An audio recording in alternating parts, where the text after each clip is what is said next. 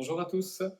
Dans un mot pour aujourd'hui, nous allons nous arrêter sur les questions difficiles, c'est-à-dire les problèmes auxquels nous pouvons être confrontés et auxquels il est difficile quelquefois d'apporter une réponse immédiate et d'autant plus une réponse facile et une réponse sage.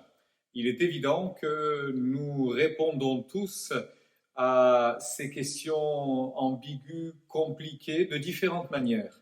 Certains parleront de leur expérience, ce qu'ils ont vécu dans le passé leur permet d'affronter les situations compliquées et difficiles, et ils se servent de leur expérience pour apporter la solution.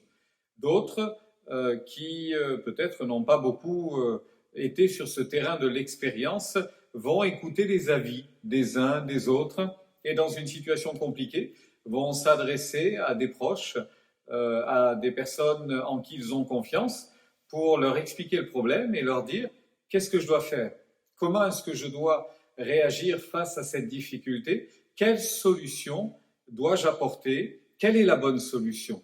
Parce que, bien évidemment, pour résoudre une difficulté et un problème, il y a un problème, mais souvent plusieurs solutions.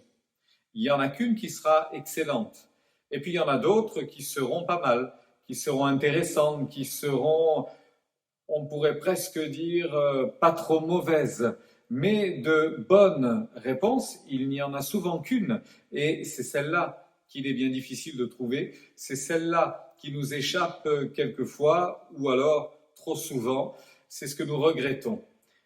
Nous allons voir que pour répondre à des difficultés et des problèmes vraiment complexes auxquels nous n'avons pas suffisamment de sagesse, d'expérience, de recul pour savoir immédiatement ce qu'il faut faire, il y a sans aucun doute un recours important, c'est celui de demander à Dieu de la sagesse, demander à Dieu de l'aide, demander à Dieu la clé pour savoir comment résoudre la difficulté, le problème. Vous savez que dans la parole de Dieu, il est question d'hommes qui arrivent au pouvoir, quelquefois bien jeunes, sans beaucoup d'expérience, sinon aucune d'ailleurs, aucune expérience réelle, et ils ont dû faire face à des difficultés complexes.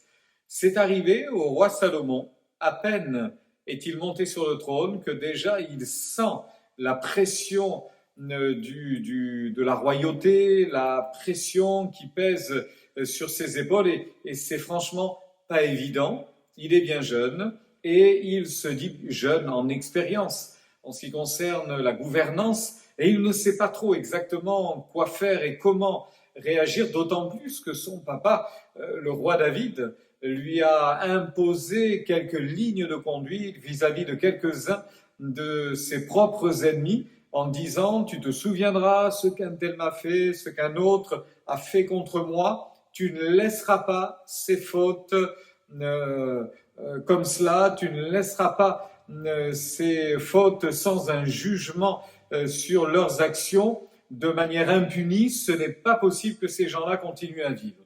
Alors il est évident qu'on peut imaginer le poids qui a reposé sur les épaules de Salomon, et c'était sans doute pas facile.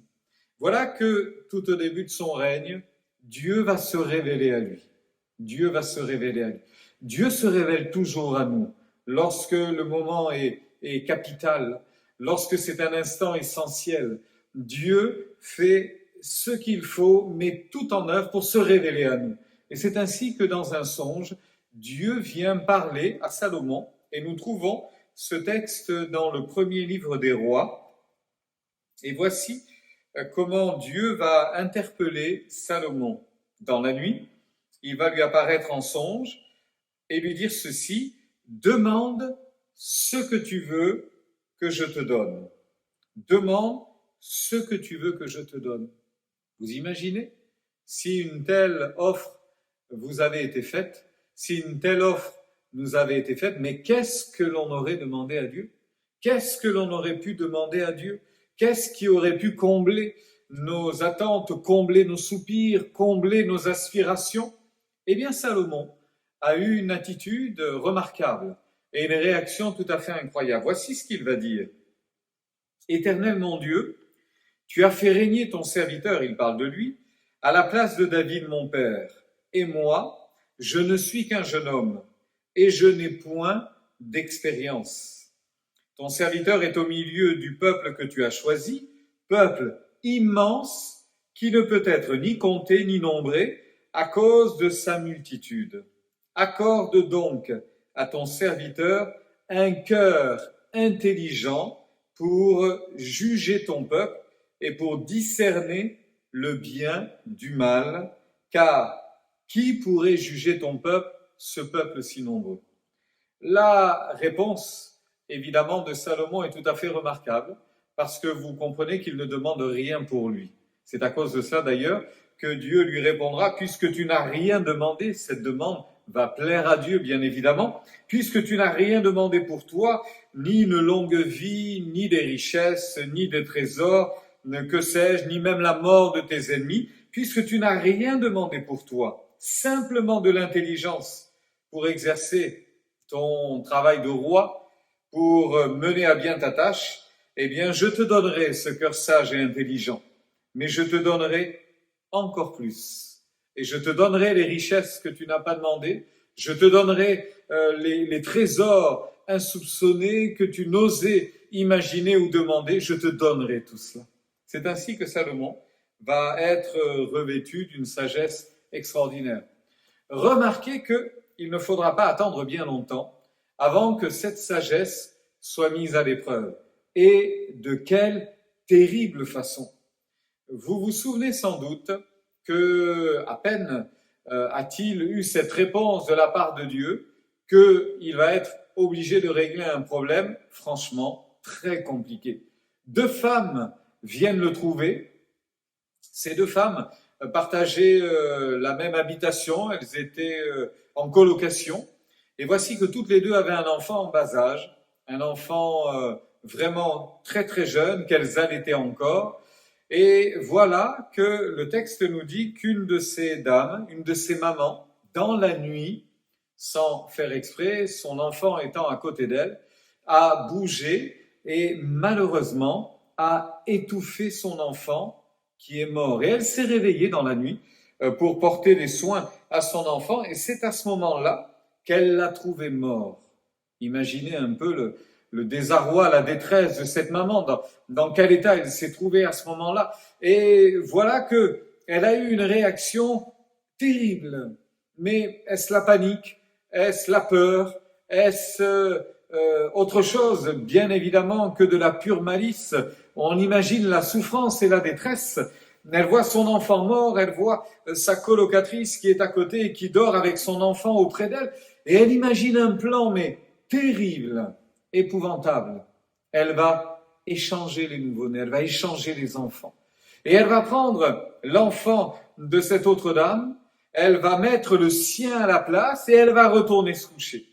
Ce qui va se passer évidemment le matin, lorsque l'autre maman se réveille et qu'elle voit cet enfant mort, elle va être dans la même détresse qu'était la première. Et je lis pour vous le récit. Elle s'est levée au milieu de la nuit, elle a pris mon fils. Voilà la plaidoirie devant le roi Salomon. Elle a pris mon fils à mes côtés tandis que ta servante dormait. Elle l'a couché dans son sein et son fils qui était mort, elle l'a couché dans mon sein. Le matin, je me suis levé pour allaiter mon fils et voici, il était mort. Je l'ai regardé attentivement le matin et voici, ce n'était pas mon fils que j'avais enfanté. L'autre femme dit au contraire, c'est mon fils qui est vivant et c'est ton fils qui est mort. Mais la première répliqua nullement, c'est ton fils qui est mort et c'est mon fils qui est vivant. C'est ainsi qu'elles parlèrent devant le roi. Ah, qu'est-ce que vous voulez répondre à ça? Comment trouver la solution? Il n'y a pas de test ADN, il n'y a pas de photographie, il n'y a pas de témoin. Personne ne vivait avec ces 2 femmes et ces 2 enfants tout jeunes dans cette maison. Mais quelle solution donner à un problème comme cela? Il n'y en a pas. Il est fort à parier que cette maman qui dit « J'ai regardé attentivement mon enfant et je savais que ce n'était pas le mien », évidemment, Une maman qui vient d'accoucher d'un enfant et qui a pris son enfant auprès d'elle, elle va l'examiner, elle va le regarder, elle va le scruter. Et on peut bien évidemment imaginer que ce regard premier de la maman sur son enfant ne sera plus jamais trompé parce qu'elle saura reconnaître son enfant. Et c'est ainsi qu'elle défend sa cause. Alors le roi dit, et voilà l'explication, et voilà sa réaction. De quelle manière il va régler ce problème vraiment pratiquement insoluble. Le roi dit, l'une dit c'est mon fils qui est vivant et c'est ton fils qui est mort, et l'autre dit nullement c'est ton fils qui est mort et c'est mon fils qui est vivant. Puis il ajouta, apportez-moi une épée. Les uns et les autres ont dû se poser la question, une épée? Mais qu'est-ce qu'il va faire avec une épée? On a du mal à comprendre. Qu'est-ce qu'il veut faire? Est-ce qu'il va essayer de faire un geste particulier avec l'épée? Est-ce qu'il va menacer? Qu'est-ce qu'il pourrait faire? Rien de tout ça. Je suis persuadé que jamais personne n'a imaginé résoudre un problème similaire de cette façon-là. Oh, depuis Salomon peut-être, que certains ont utilisé évidemment le jugement de Salomon, mais avant, personne n'avait imaginé une telle chose. Et voilà qu'il demande l'épée. Et quand on lui apporte l'épée, il dit « Coupez en deux l'enfant qui vit et donnez-en la moitié à l'une et la moitié à l'autre. » C'est un moyen radical de régler le problème. Couper l'enfant en deux, puisque toutes les deux disent « c'est mon enfant », eh bien on le coupe en deux, chacun en aura la moitié, et puis elles arrêteront de se plaindre et tout ira bien. Vous imaginez la chose? C'est inimaginable. C'est inimaginable. Certains, quand ils ont entendu cela, ils ont dû se dire, mais il est fou. Mais le roi est fou. Le roi est tombé sur la tête. Mais on ne fait pas ça. On ne sacrifie pas un enfant. On ne tue pas un enfant. Il est évident que dans l'idée de Salomon, il n'était nullement l'intention de tuer un enfant, mais il était tout simplement l'intention de réveiller le sentiment maternel. Parce qu'il savait, et ça c'est quasiment une sagesse implacable, une révélation incroyable, il savait que d'annoncer la mort d'un enfant à sa mère allait déchirer le cœur de la maman, et c'est exactement ce qui s'est passé. Au moment où il dira on va le couper en deux, et on va en donner la moitié à l'une et la moitié à l'autre, voici que la maman, la femme dont le fils était vivant, sentit ses entrailles s'émouvoir pour son fils, et elle dit au roi, « Ah, mon Seigneur, donnez-lui l'enfant qui vit, et ne le faites point mourir. » C'est le cœur qui parle. Là, c'est pas simplement le stratagème, c'est le cœur qui parle. Évidemment, ce sont ses entrailles. C'est son être intérieur qui est comme déchiré au moment où elle entend cela. Et elle dit non, non, jamais. Je préfère perdre mon enfant, mais qu'il vive, plutôt que de le voir mourir sous mes yeux. Comme si cela ne suffisait pas comme preuve, voici que l'autre intervient. Et l'autre dit non, non, non, hors de question. Il ne sera ni à moi, ni à toi. Coupez-le en deux. Et là, le roi, évidemment, il a eu la réponse de la bouche des deux femmes, de la maman et de la manipulatrice, de la maman et de la femme méchante, pauvre femme qui venait de perdre son enfant, mais qui, dans un sursaut épouvantable, machiavélique, était capable de manipuler la situation. Alors le roi va simplement dire, prenant la parole, dit « Donnez à la première l'enfant qui vit, et ne le faites point mourir, c'est elle qui est sa mère. » Ça paraît tellement simple, n'est-ce pas? Ça paraît tellement évident.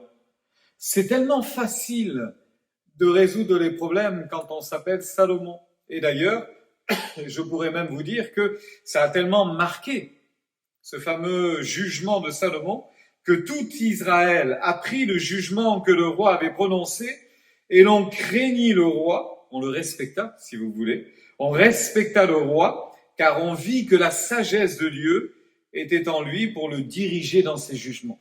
Tout le monde attendait le roi Salomon au tournant. Tout le monde se disait, le roi est mort. un roi est appelé à régner, un roi vient de monter sur le trône. Que sera-t-il?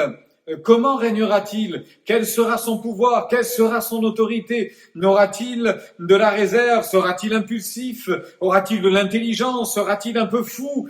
Comment va-t-il régner? Eh bien là, en un instant, il a calmé toutes les craintes, il a fait taire toutes les illusions, il a fait taire également tous ceux qui auraient voulu le calomnier en disant il est jeune, il n'y arrivera pas, il n'a pas d'expérience, il ne sait rien. En un instant, il a imposé le respect sur sa personne, sur son autorité et sur son règne. Voyez-vous, cette sagesse-là, c'est celle qui vient de Dieu. Cette sagesse-là, c'est celle dont nous avons besoin tous les jours. Cette sagesse-là, c'est celle qui nous est nécessaire pour résoudre les problèmes compliqués, les situations difficiles. Et vous comme moi, nous sommes quasiment tous les jours confrontés à des problèmes. Des problèmes qui, certains, ne sont pas énormes, mais selon comment on y répond, ça peut tourner vinaigre, ça peut devenir une tempête. Et puis quelquefois, nous sommes confrontés directement à des ouragans, à des tempêtes, à des tornades. C'est terrible. Et on n'a pas 10 secondes, on n'a pas 1 minute, on n'a pas 1 heure, on n'a pas 1 journée pour répondre. C'est instantanément qu'il faut avoir la solution. Eh bien, Salomon était préparé parce qu'il a demandé à Dieu cela. Il a dit, je veux rien pour moi. Je veux juste ne pas me tromper. Je veux juste savoir quoi dire, comment le dire, et ne pas avoir à y revenir ensuite, mais que ce qui sortira de ma bouche soit immédiatement le bon jugement. Dieu l'a exaucé, au-delà de ses espérances. C'est pas demain qu'il nous faut demander la sagesse pour régler le problème qui arrivera demain. C'est aujourd'hui. C'est maintenant qu'il nous faut demander la sagesse pour le problème qui surviendra demain, et peut-être même après-demain, et encore la semaine prochaine. Malheureusement, les problèmes ne manquent pas, et quelqu'un disait que souvent, les difficultés, elles voyagent en escadrille. Il n'y en a pas qu'une, il y en a 2, il y en a 10, il y en a 100. Bien souvent, les problèmes n'arrivent pas seuls, mais les réponses que nous devons apporter sont souvent uniques. Il y a l'expérience qui nous permettra de régler certains problèmes.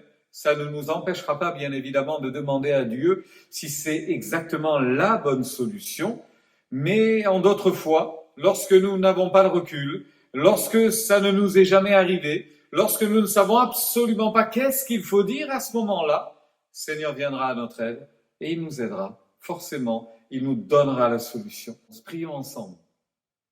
Nous venons devant toi en te demandant ta grâce et ta bénédiction. Nous sommes confrontés à des difficultés, nous avons besoin de réponses, et tu es celui qui est capable de nous donner la réponse à notre problème, celui que nous affrontons maintenant, ce problème que nous venons de rencontrer. Nous avons besoin d'une réponse qui soit miraculeuse, surnaturelle, divine.